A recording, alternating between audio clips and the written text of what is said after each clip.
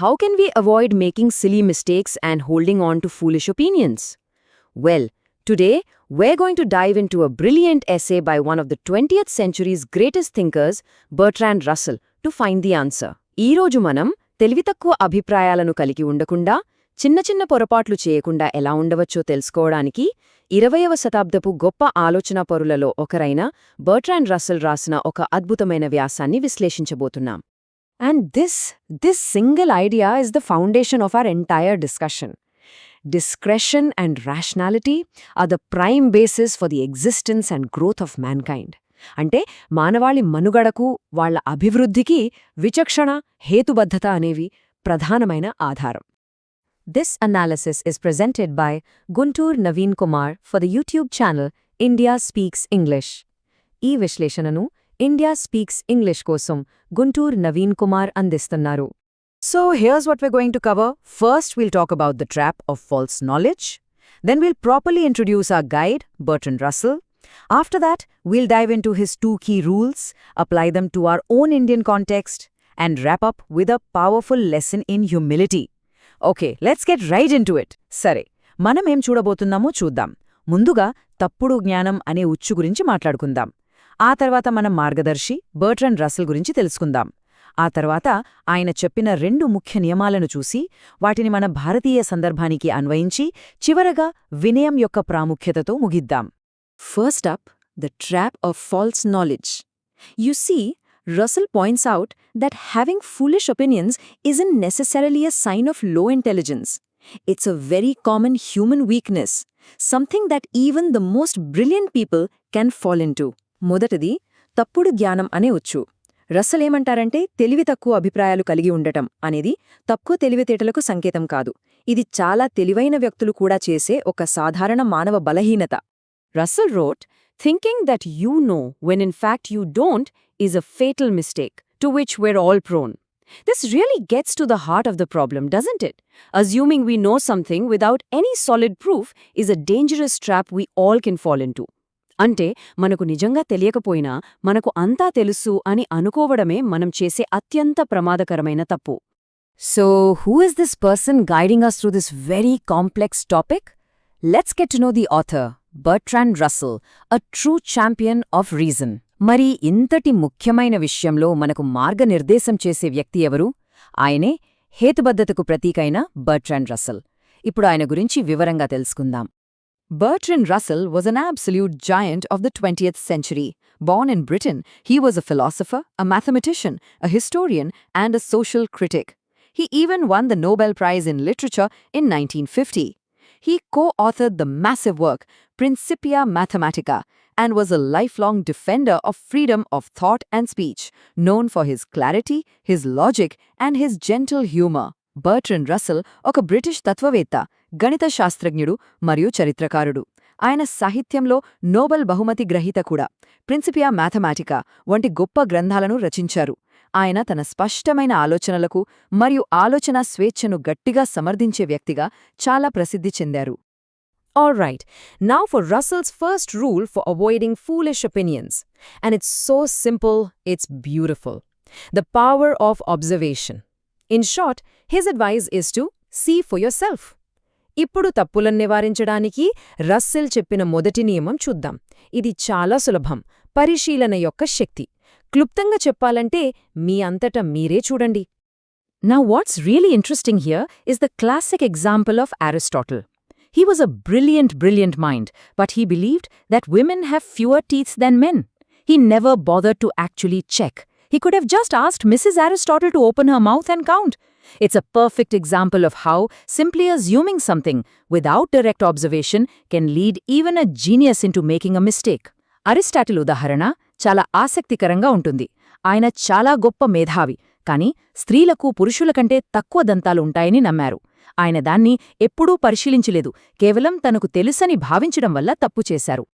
Okay, let's move to the second rule, which is all about our own psychology. Russell's advice is a warning to ourselves. If you get angry, be on your guard. ఇక రెండవ నియమానికి వద్దాం. ఇది మన మనస్తత్వానికి సంబంధించింది. Russell ఇచ్చే సలహా ఏమిటంటే, మీకు కోపం వస్తే చాలా జాగ్రత్తగా ఉండండి. Think about it for a second. Why do arguments over opinions, especially on hot topics like politics or religion, make people so incredibly angry? ఒకసారి ఆలోచించండి. ముఖ్యంగా రాజకీయాలు లేదా మతం వంటి విషయాలపై వాదనలు జరిగినప్పుడు ప్రజలకు ఎందుకు అంత తీవ్రమైన కోపమొస్తుంది? Russell explains that anger during an argument is a sign. It's a big red flag that your subconscious knows you have no good evidence for your belief. See, in arithmetic, 2 plus 2 equals 4. There's proof. So nobody gets angry. But in matters of opinion, where there is no solid proof, that's where arguments become savage. Your anger is a warning that your belief is based on emotion, not on facts. కోపం అనేది ఒక సూచన అని Russell వివరిస్తారు. మీ నమ్మకానికి సరైన ఆధారం లేదని మీకు లోపల తెలుసు అనడానికి అది ఒక సంకేతం. ఉదాహరణకు, అంకగణితంలో 2+2 4. దానికి రుజువుంది, కాబట్టి కోపం రాదు. కాని ఆధారాలు లేని విషయాలలో వాదనలు తీవ్రంగా మారతాయి. Your anger is a warning that your belief is based on emotion, not on facts. Okay, so now let's take these timeless rules and see how they apply right here, in our own society. Russell's principles are universal, but we can see them play out very clearly in the modern Indian context. ఇప్పుడు ఈ నియమాలను మన సమాజానికి అన్వయించి చూద్దాం. ఆధునిక భారతీయ సందర్భంలో ఈ ఆలోచనలు ఎంతవరకు వర్తిస్తాయో పరిశీలిద్దాం. In our society, we see so many such irrational ideas. For example, the belief that tying a talisman will ward off evil. Or take astrology, the idea that the planet Saturn, which is crores of miles away, can harm us is scientifically impossible. Then there is Vastu, a practice that exists almost nowhere else in the world, on which people spend huge amounts of money with no scientific basis. The famous writer R.K. Narayan often made fun of these very beliefs in his stories. మన సమాజంలో ఇలాంటి హేతుబద్ధత లేని నమ్మకాలు ఎన్నో ఉన్నాయి. ఉదాహరణకు, తాయెత్తు కడితే చెడిపోతుందని లేదా కోట్ల మైళ్ల దూరంలో ఉన్న శనిగ్రహం మనకు హాని చేస్తుందని నమ్మడం. వీటికి శాస్త్రీయ ఆధారం లేదు. ప్రఖ్యాత రచయిత ఆర్కే నారాయణ్ తన రచనలలో వీటిని తరచుగా ఎగతాళి చేసేవారు. And what about one of the most complex issues in our society? The caste system? If we really examine it through a scientific and observational lens, does it stand as a rational concept? మరి మన సమాజంలోని అత్యంత సంక్లిష్టమైన సమస్యలలో ఒకటైన కుల వ్యవస్థ సంగతేంటి? దానిని శాస్త్రీయ దృక్కోణంతో చూస్తే అది హేతుబద్ధమైన భావనగా నిలుస్తుందా? On this, science gives us a very clear answer. The Center for Cellular and Molecular Biology, or CCMB, a Government of Indian organization right in Hyderabad, has officially stated that there is no such thing as a pure caste. Genetically, all castes have been intermixed and intermingled for centuries.